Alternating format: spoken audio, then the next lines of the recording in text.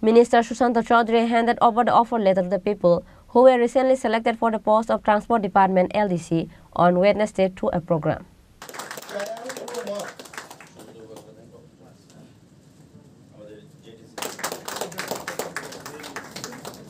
The program was held at Conference Hall of Secretariat and it was attended by Transport Department Secretary UK Chakma, Commissioner Subrata Chaudhary and other government officials.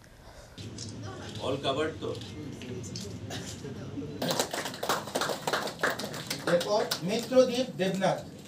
The message was loud and clear যে ত্রিপুরা রাজ্যে সরকারি চাকরি জনসংখ্যা যে অনুপাতে আছে তার থেকে সরকারি চাকরিজীবী অনেক বেশি এবং বাইরের স্টেটের সঙ্গে যদি আমরা কম্পারিজন করি সেটাই দেখা যায়।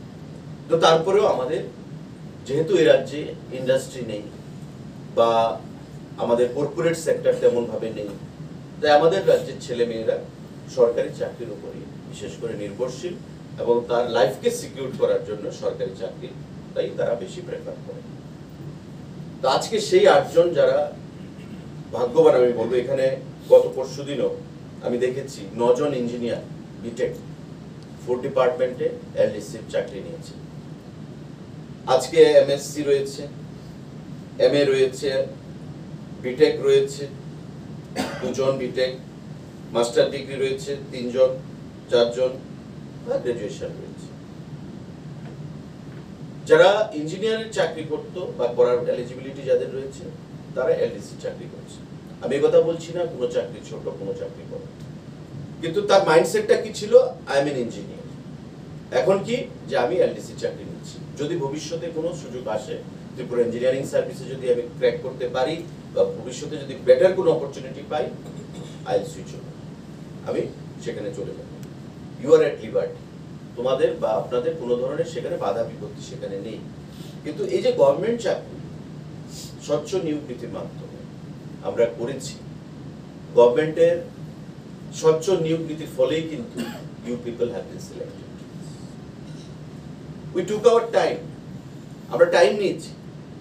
জেআরবিটির ছেলেরা একটা ফেসবুকে যখন পোস্টিং করতাম, যে কোনো একটা পোস্টিং, হয়তো আমার কোনো অ্যাক্টিভিটিসে পোস্টিং করলাম, ফেসবুকে আপডেট দিলাম, 5 মিনিটের মধ্যে 500, 700, 1000, 1500 কমেন্টস।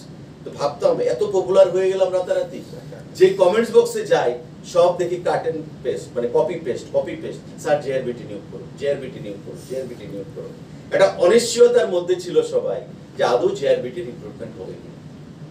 কিন্তু আমি, this is for the information of all concerned here, যে জেআরবিটি বোর্ড যে হয়েছে টোটাল ট্রান্সপারেন্সি মেনটেন করে, এবং আপনারা জানেন এটা আমি বলছি যে আমাদের রাজ্যে পিআরটিসিও ম্যান্ডেটরি করা হয়েছে, অর্থাৎ আমাদের রাজ্যের ছেলে মেয়েদেরকে আমাদের রাজ্যে চাকরি দিতে হবে।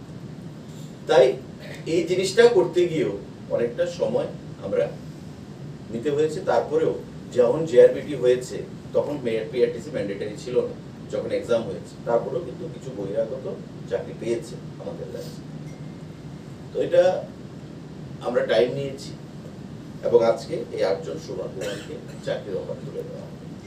আমার কিছু সাবমিশন থাকবে প্রত্যেকের কাছে, যে কোনো গভর্নমেন্ট কর্মচারীদের অ্যাক্টিভ পার্টিসিপেশন বা কন্ট্রিবিউশন ছাড়া চলতে পারে না। Reported by Pranav from Agartala, Chini Khorang.